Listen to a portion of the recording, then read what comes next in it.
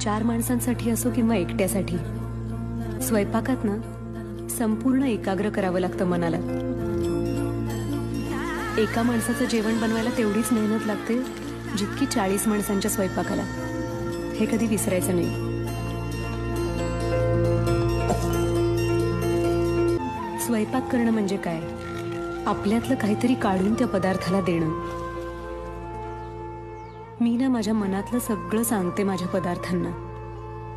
ते समजून घेतात आपल्याला आणि मग चव येते त्यांना.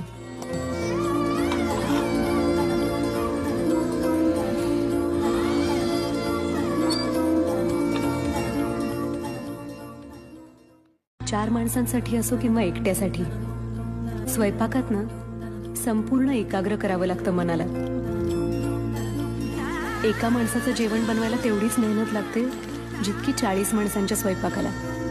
हे कधी विसरायचं नाही.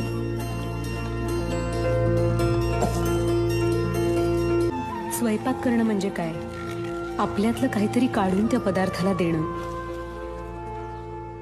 मी ना माझ्या मनातलं सगळं सांगते माझ्या पदार्थांना. ते समजून घेतात आपल्याला आणि मग चव येते त्यांना.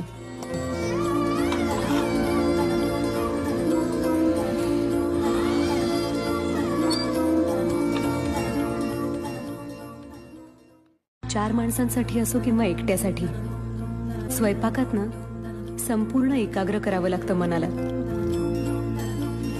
एका माणसाचं जेवण बनवायला तेवढीच मेहनत लागते जितकी 40 माणसांच्या स्वयंपाक.